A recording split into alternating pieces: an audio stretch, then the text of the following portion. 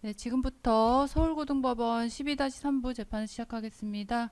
오늘은 이 법원 2026노 1433호 피고인 강희구에 대한 허위공문서 작성 등 사건의 판결 선고 기일입니다.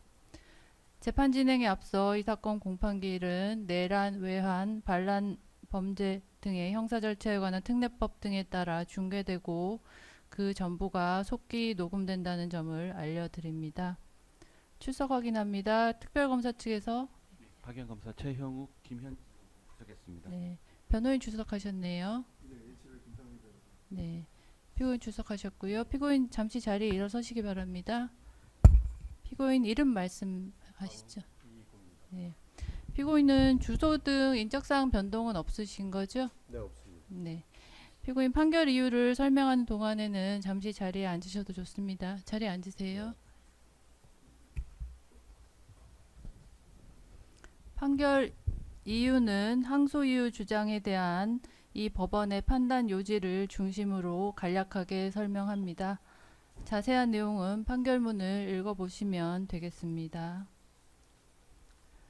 피고인은 이 사건에서 허위공문서 작성죄 및 허위작성 공문서 행사죄, 대통령 기록물 관리에 관한 법률 위반죄 및 공용서류 손상죄로 기소되어 서울중앙지방법원에서 징역 1년 6개월 및 일부 무죄 판결을 선고받았습니다.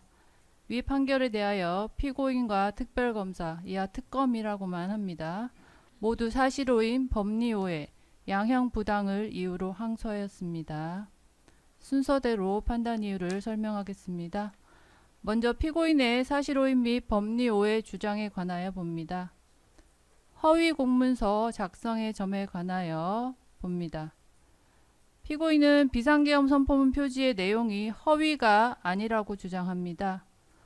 허위공문서 작성죄의 허위는 표시된 내용과 진실이 부합하지 아니하여 그 문서에 대한 공공의 신용을 위태롭게 하는 경우에 인정됩니다.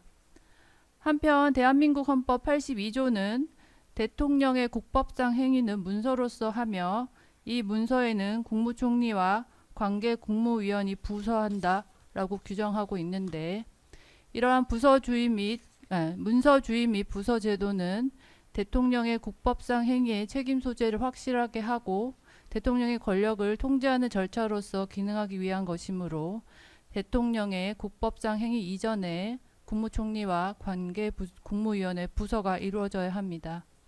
위와 같은 문서주의와 부서제도의 헌법상 규정 내용, 그 취지와 부서가 이루어져야 하는 시기, 이 사건 비상계엄 선포문 표지의 형식과 내용 등을 고려해 보면 피고인이 작성한 이 사건 비상계엄 선포문 표지가 표시하는 내용은 2024년 12월 3일 2020으로 시행한 대통령의 국법상 행위인 이 사건 비상계엄 선포가 헌법 82조 규정에 따라 2024년 12월 3일에 국무총리와 관계 국무위원인 국방부 장관이 부서하고 대통령이 서명한 문서인 비상계엄 선포문 표지라는 문서로서 행해졌다는 것으로 볼 수 있습니다.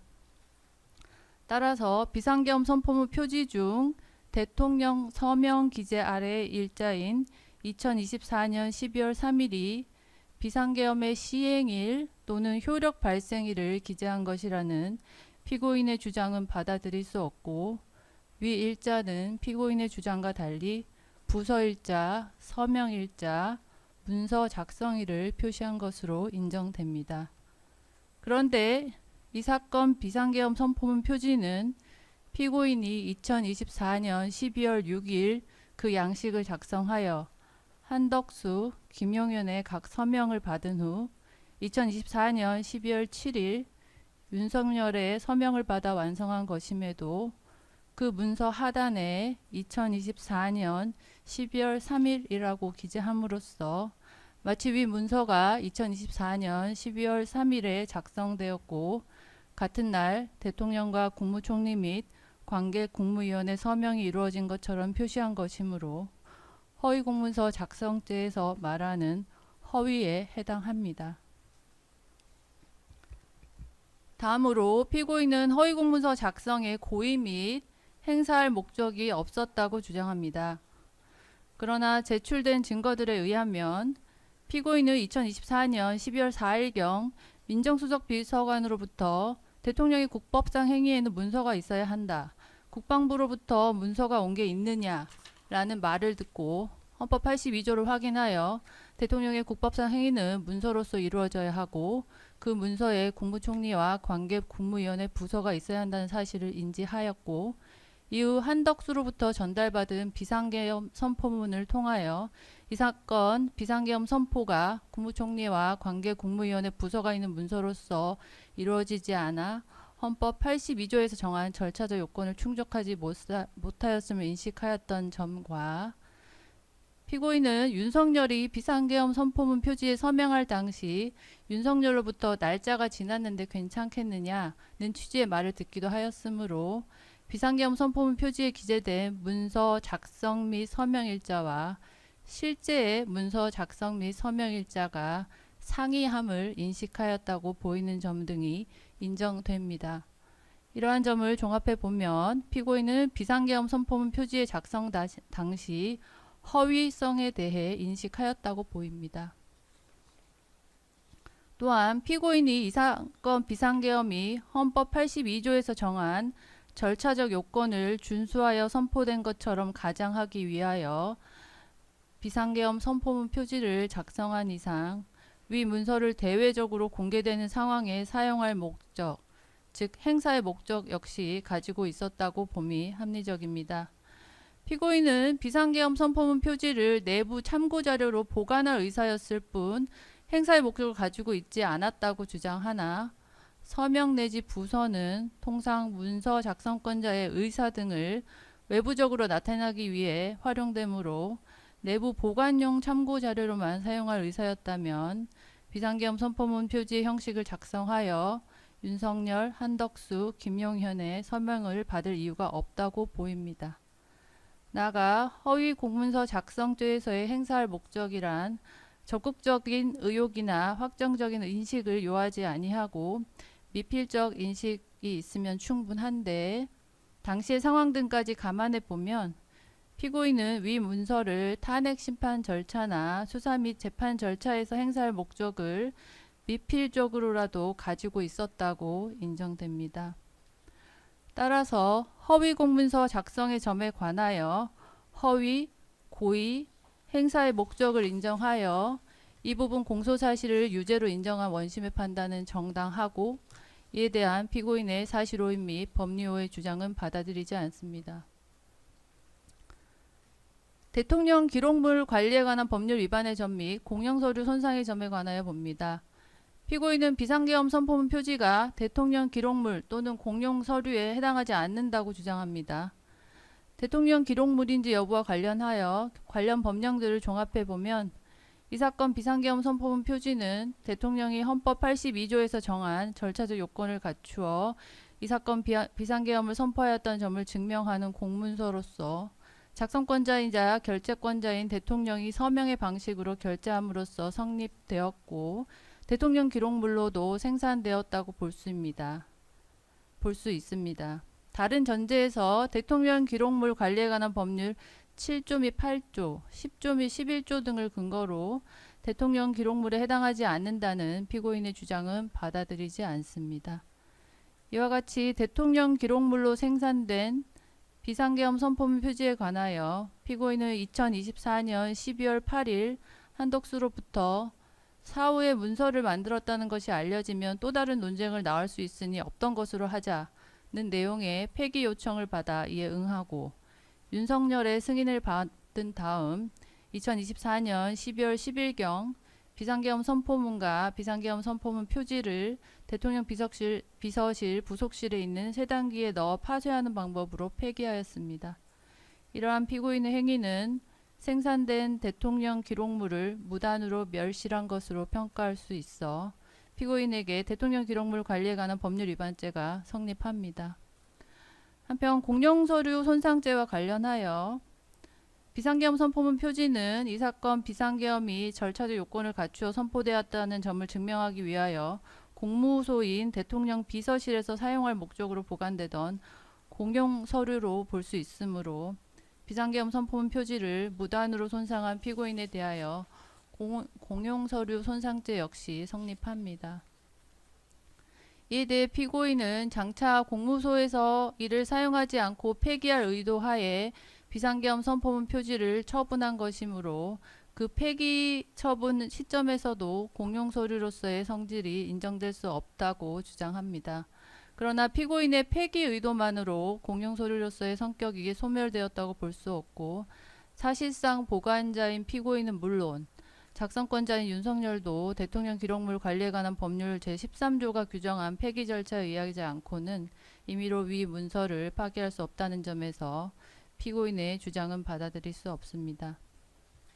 따라서 대통령 기록물 관리에 관한 법률 위반 및 공용서류 손상의 점에 관한 공소사실을 유죄로 인정한 원심의 판단은 정당하고, 이에 대한 피고인의 사실오인 및 법리오의 주장은 받아들이지 않습니다. 피고인은 윤석열 전 대통령 등에 의한 내란 외환 행위의 진상규명을 위한 특별검사 임명 등에 관한 법률, 이하 윤석열 특별검사법이라 합니다. 제25조 제3호의 형의 필요적 감면 규정에 따라 피고인에 대해 형이 필요적으로 감면되어야 한다고 주장합니다. 윤석열 특별검사법은 2025년 9월 26일에 개정되면서 형벌 등의 감면 규정으로서 25조를 신설하였고, 그중 3호에서는 수사, 재판 절차에서 해당 사건에 관한 다른 사람의 범죄를 규명하는 주요 진술 또는 증언이나 그 밖의 자료 제출 행위 또는 범인 검거를 위한 제보와 관련하여 자신의 범죄로 처벌되는 경우를 형의 필요적 감면 사유로 규정하였습니다. 피고인은 자신이 2025년 2월 25일 검찰 참고인 조사를 받으면서 이 사건 공소사실에 대해 최초 및 자발적으로 주요 진술을 하였고, 조사 당시 비상계엄 선포문 표지의 형상을 수기로 재현하는 등 자료 제출 행위를 하여 공범인 윤석열, 한덕수 등의 유죄를 규명하였으므로 윤석열 특별검사법 제25조 제3호의 감면 규정이 적용되어야 한다고 주장합니다. 그런데 이 사건 기록에 의하면 비상계엄 선포문 표지에 관하여는 한덕수가 2025년 1월 21일 검찰 피의자 신문에서 비상계엄 선포문 표지 작성 및 폐기에 관하여 처음으로 진술하고, 비상계엄 선포문 표지의 구체적 형식과 내용에 대해서도 진술함으로써 이 부분 범죄가 밝혀지게 된 것으로 보이고, 피고인의 진술로 인해 비로소 한덕수, 윤석열 등의 범행이 밝혀졌다고 보기는 어려운 점과, 그 후 피고인은 한덕수에 대한 내란 우두머리 방조 등 사건에서 자신이 유죄 판결을 받을 사실이 드러날 염려가 있다는 사유로 증언 거부권을 행사하거나, 이 사건의 원심에서는 물론 윤석열에 대한 특수공무집행 방해 등 사건에서 윤석열의 허위공문서 작성죄, 대통령 기록물법 위반죄, 공용서류 손상죄가 유죄로 확정된 이후까지도 비상계엄 선포문 표지가 허위의 공문서가 아니고 대통령 기록물도 아니어서 범죄로 처벌되는 경우에 해당하지 않는다고 주장을 해왔던 점에 사정 등이 인정됩니다.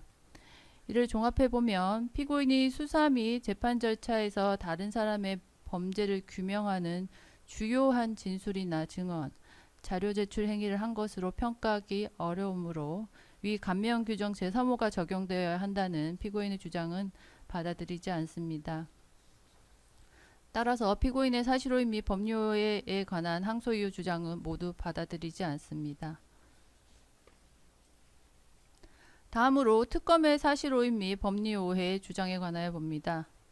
허위공문서 작성의 점 중 원심이 이유에서 무죄로 판단한 부분에 관하여 봅니다.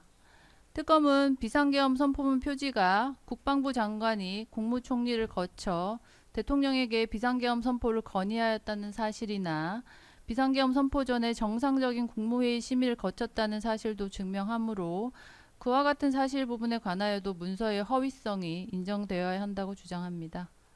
그러나 이 부분 비상계엄 선포문 표지에 표시된 내용과 계엄법 등의 관련 규정 등을 종합하여 볼 때 특검이 주장하는 사정들만으로는 비상계엄 선포문 표지가 헌법 82조에서 규정하는 문서주의와 부소제도의 요건을 갖추었다는 사실을 증명하는 것을 넘어서 특검의 주장과 같은 사실까지 증명 내지 표시한다고 보기 어렵습니다. 따라서 같은 취지에서 원심 및 문서의 허위성과 관련하여 문서주의 및 부서제도 관련한 부분에 관하여만 허위라고 보고 특검이 항소유로 주장하는 나머지 부분에 관하여는 위 문서가 나타내는 허위의 내용에 포함된다고 볼 수 없다고 보아 이유에서 무죄로 판단한 것은 정당하다고 판단합니다. 원심이 주문에서 무죄로 판단한 허위 작성 공문서 행사의 점에 관하여 봅니다. 특검은 피고인이 비상계엄 선포문 표지를 대통령 비서실 부속실 내에 둔 것만으로도 행사에 해당한다는 취지로 주장합니다. 그러나 허위 작성 공문서에 관한 행사죄가 성립하기 위해서는 해당 문서가 허위 작성되었다는 사정을 알지 못하는 사람들도 이를 열람할 수 있게 하는 등 형법상 공문서에 관한 죄의 보호법이긴 문서에 관한 공공의 신용을 위태롭게 하는 행위가 존재한다고 볼 수 있어야 합니다. 그런데 피고인이 비상계엄 선포문 표지를 자신의 사무실 서랍에 보관한 것만으로는 상대방에게 문서를 인식할 수 있도록 하는 행위 또는 그와 밀접한 행위를 하였다고 보기 어렵습니다. 나아가 비상계엄 선포문 표지가 대통령 기록물로 생산되었다고 하더라도 관련 법령상 그 후 이관 등의 절차는 별개의 행위가 필요한 절차이므로 사무실 서랍에 소지 보관하였다는 것만으로 이관 등의 다른 공적인 절차에 나아가는 행위 내지 문서에 관한 공공의 신용을 위태롭게 하는 행위가 존재한다고 보기도 어렵습니다.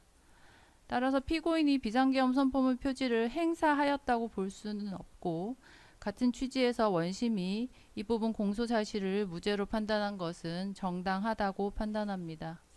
따라서 특별검사의 사실오인 및 법리오해에 관한 항소이유 주장은 모두 받아들이지 않습니다.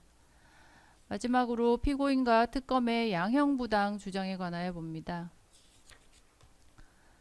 원심은 피고인이 대통령 비서실 부속실장으로서 대통령의 직무 수행을 올바르게 보좌하여야 할 지위에 있었던 점, 그럼에도 피고인은 이 사건 비상계엄 선포가 위헌 위법이라는 문제 제기가 지속되고 있고 대통령에 대한 탄핵 소추안이 발의된 엄중한 상황에서 이 사건 비상계엄 선포문에 대통령의 서명과 국무총리 및 관계 국무위원회 부서가 흠결된 절차적 하자를 인지한 후 이를 은폐하기 위하여 허위 공문서를 작성하였던 점, 또한 피고인이 한덕수로부터 비상계엄 선포문 표지를 폐기하여 달라는 요청을 받고 윤석열에게 보고한 후 대통령 기록물이자 공용 서류인 위 문서를 무단으로 폐기한 점, 피고인이 이 사건 각 범행의 주요 실행행위를 담당한 점 등을 불리한 정상으로 고려하였습니다. 한편 원심은 피고인이 이 사건 각 범행의 사실관계는 대체로 인정하고 있는 점, 피고인이 비상계엄 선포문 표지를 실제 행사하지 않은 점, 피고인이 자신의 이익을 위하여 비상계엄 선포문 표지를 작성하였다고 보이지는 않는 점, 피고인이 비상계엄 선포문 표지를 폐기하면서 관련 법령에 따른 절차를 거치지는 않았으나 부서권자인 한덕수의 폐기 요청을 받고 작성권자인 윤석열의 승인하에 위 문서를 폐기한 점, 피고인에게 범죄 전력이 없는 점 등을 유리한 정상으로 고려하고 피고인의 연령, 성행, 환경, 범행의 동의, 수단과 결과, 범행 후의 정황 등 이 사건 기록 및 변론에 나타난 여러 사정들을 종합하여 피고인에 대한 형을 정하였습니다. 원심의 양형심리 과정에서 나타난 양형의 조건이 되는 사항과 법률상 처단형 및 참고적인 양형 기준 등을 종합하여 볼 때 원심의 양형 판단이 재량의 합리적인 범위를 벗어나 너무 무겁거나 가벼워서 부당하다고 보기 어렵습니다.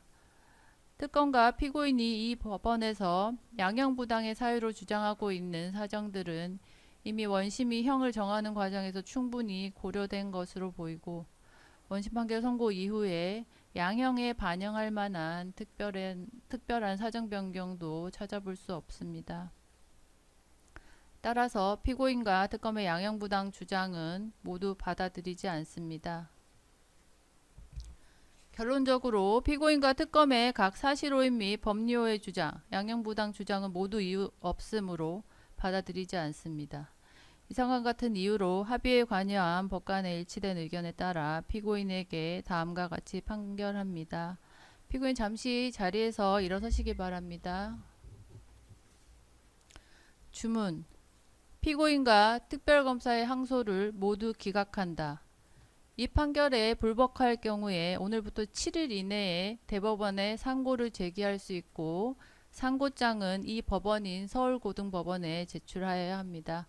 피고인은 구금되어 있으므로 상고장을 구치소장이나 교도소장에게 제출하여도 됩니다. 네, 이상으로 판결 선고를 마칩니다.